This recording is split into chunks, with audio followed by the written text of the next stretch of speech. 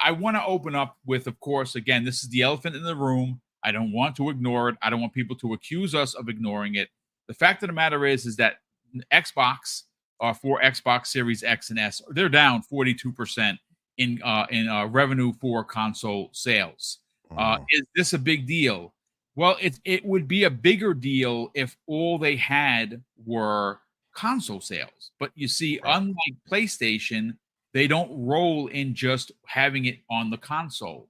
Sony is in the process of making a mobile store and bringing certain subset games, some of which were day and date, which of course was Helldivers 2, and it did really well for them.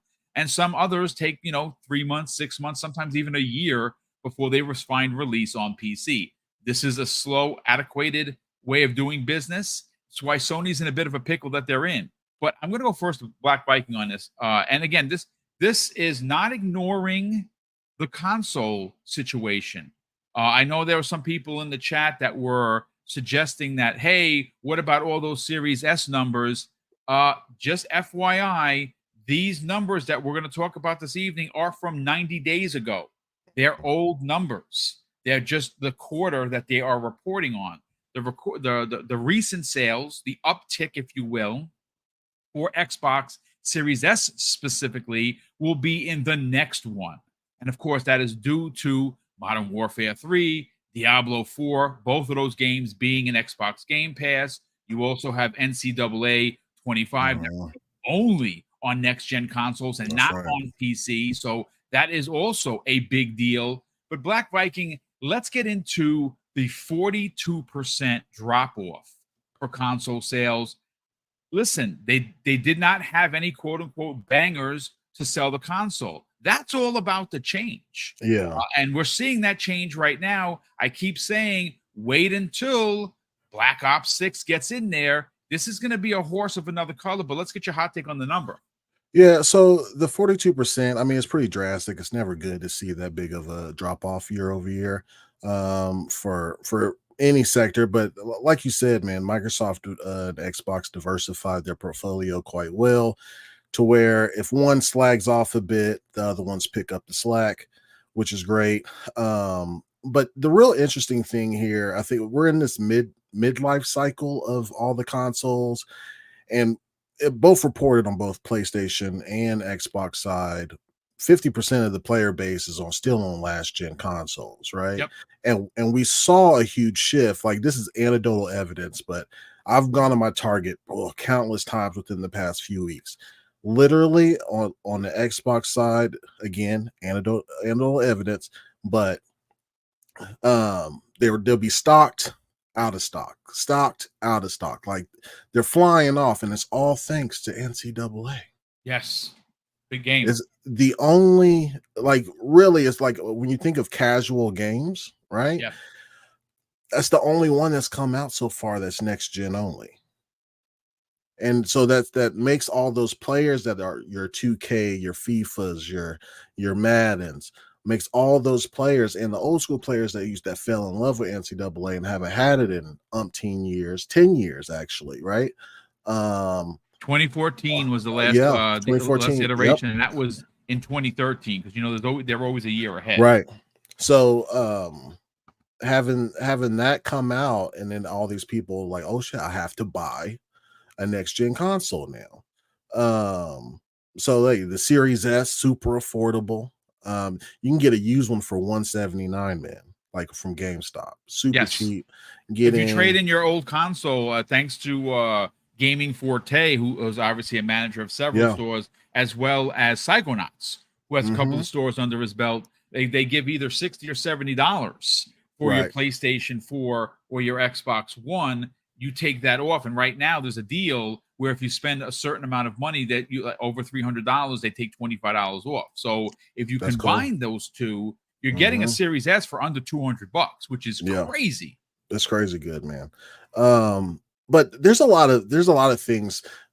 Chat probably gonna hate me for this. My biggest pet peeve about this generation has been the marketing of both Game Pass, the console. Oh yeah, it's been terrible. And how they market. I mean, we saw those reports about pulling marketing funds from or being scrappy with marketing in Europe. Um, and also the marketing of how it's marketed for X Cloud or Xbox Cloud. Me and Hargeet have had a good conversation on a couple shows in weeks past about the whole cloud situation. Like, it's not. I wish they would advertise it more as an additive to you being an Xbox owner or Game Pass owner or whatever, versus what they're doing now with the whole no console, no problem advertisement. I don't think that helps your case at No, all. And that's just my opinion. I know other people, it's good. I did extensive testing on it. Unless you got 500, 400, 500 download speeds, it's not great, man. no. It's not. And that's my opinion. And I don't know who it's for. Like the cloud only gamer. I don't see it. But yeah, just as more marketing needs to go into the console portion, man. Like, and the games that are coming out by the end of this year, man, are going to be a crazy boost, man. Indiana Jones, Avowed, Stalker 2. I know it got delayed, but that coming out. Towerborn, Replaced. So much goodness coming into Game Pass, man, to where both PC gamers that have Game Pass and people who want to hop into those new games, they're cooking, man. They're cooking. Yeah. Yeah, I mean, listen, there's a lot to get excited about for Xbox and specifically Xbox Game Pass. Even again, no one's advocating for a price increase. And again, if you are a savvy consumer like me and many people in the chat, many people on this panel, you find ways to get Xbox Game Pass Ultimate right now today for under $10 a month. You can, if you go look and you can find it. And if you are someone that is looking to save a couple of ducats, you should in fact go to a few of the websites that we talked about many times before so you can get your subscriptions on. But Hargeet, listen, we have a lot to get into on the back end with the other numbers that are net positives for Xbox and for Microsoft Gaming. But let's start with the one that is a bit of a conundrum. I know there's a lot of people in here that are saying very similar to what Viking was saying about the no console, no problem. Is that ultimately going to be an issue? Who is cloud gaming for? There's a lot. Microsoft wants their fingers on the pulse of everything gaming. What that ultimately means is that gaming is not going to be on just the console. As a matter of fact, one of the first things that Satya Nadella said during this investors interview, which you see is the first thing I wrote here, they have equated 500 plus million MAUs. What is that? Monthly active users for gaming. Now that's gaming across multiple levels. That's multiple consoles and platforms. That's PC. That's mobile. That's that's handheld. That's console. That's everything. But they have 500 million MAUs. That's a big deal. Let's get into the concern because you've already seen it, Hargeet. You're not on social media, but I'm sure you've read it somewhere where someone is hitting the panic button. They're getting out of consoles. They're getting out of consoles. They're not getting out of consoles, folks. They told us they're not. They're going to continue to make consoles because people like me who don't want a PC, who's not going to game on his TV, except for like a novelty, and who is not going to give up console gaming for my Fire Stick. It's just not going to happen. There are a lot more me's out there than there are people that are going to be saying, let's hit the panic button. Let's talk about it. Yeah, look, the console numbers are going to go down for everybody. That's fine, whatever. And maybe they stay higher for the other two platforms. Maybe they don't. We don't know what happens with the new Nintendo, whether it sells, whether it doesn't. Like, hopefully it does. We know PlayStation sales have softened as well. Didn't meet their expectations last fiscal. We'll see if their new ones are good. Maybe they do meet them. Maybe they don't. There's some number issues on that side too. Just looking at some of the other sub numbers and whatnot. But put that aside. As far as Xbox is concerned, you have to understand that they are multi-tiered. They own the other platform of Windows. Let's just keep that in mind. and that one went up, not down. Right. It went up. Mhm. And a lot of players have started to, figure out that, I know you guys know it, but like PC is a better platform, no online costs. Right. It's you get Yeah. constant discounts on games. You have access to multiple different sub services, Yep. including Game Pass. And you can play all the PlayStation games, all the Xbox games, all the other games outside of Nintendo. And well, even there you have emulation if you really want to go down that path. So it's very hard to say that is not a good platform. And who owns that platform? Happens to be Microsoft. That would be So Microsoft. they're sitting pretty. With whatever happens next, the next gen of players, they're more centric to mobile and PC, and they're diversifying to say why is that a problem? Like, we own PC, that's good, right? Yeah. So their Windows revenue went up. That's awesome. Their Xbox, hardware sales went down, but their subscriptions, their services, all that is up. It's up. Even without ABK, they still made more money. So they're not in bad shape. It's really just what does your portfolio look like? For them to continue with the platform for hardware, that's not an issue. Basically, it has to be at a level where it's sustainable, and it is sustainable, right? They're still making consoles. They can still sell consoles. The problem is if nobody buys it at all, then it's a problem, right? But people are still buying it. There are people like you, Boom, that want to be on a console. You like the Xbox ecosystem. You're buying it. It's fine, fair. It's good enough. You don't have to be top dog to be in the market. You just have to be sustainable in the market. And it's Microsoft, for Pete's sake. They're easily sustainable. Plus, they have most of the killer freaking live games outside of Fortnite.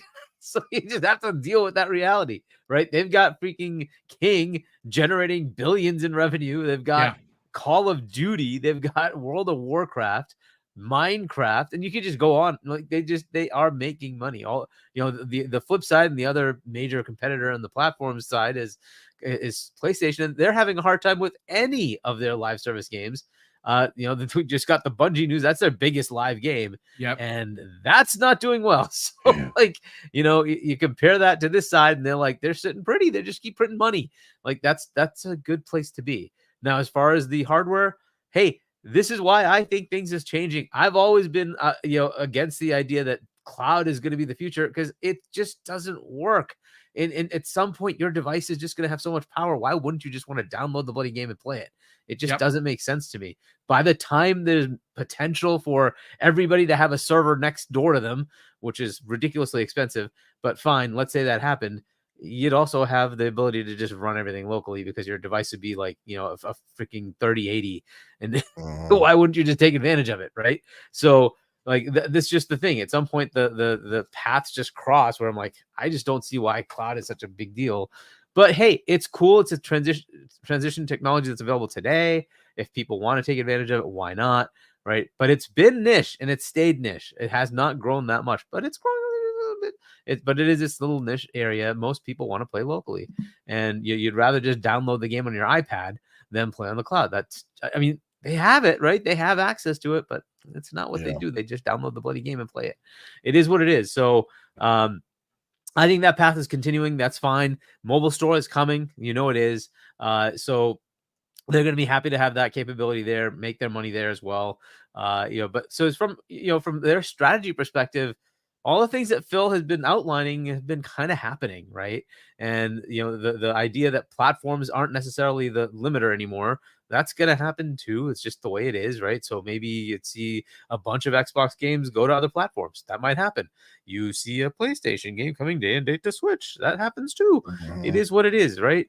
Nintendo's probably going to be the last holdout because, they don't need to change. Unfortunately for Nintendo fans, they're kind of in that realm right now.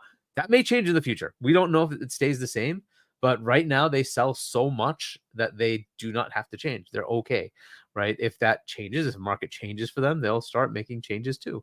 So I'm not seeing anything overtly negative here. I kind of expected this. There wasn't a lot to push massive amounts of hardware sales.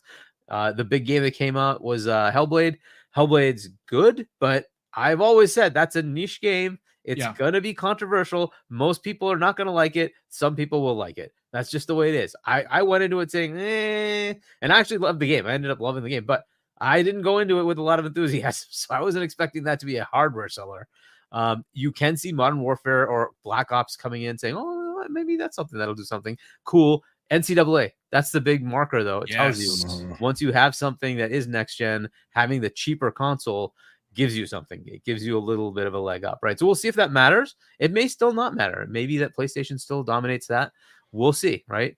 I don't know if GTA will be the big marker that changes everything. We'll see if there's a huge growth spurt at that point of sales.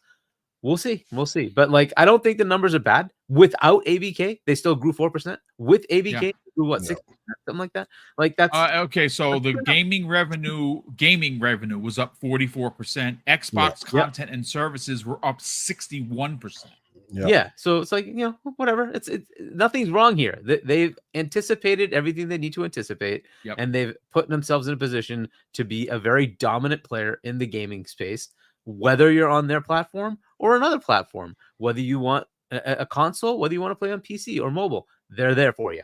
They've got you covered. That's the whole point. They're diversified. This is what Microsoft does, right? They've got the market kind of covered instead of saying, oh, we're in this little niche right here. That used to be their model. You have to be on Windows. That does not work because you have to be where people are. And so they're like, forget that.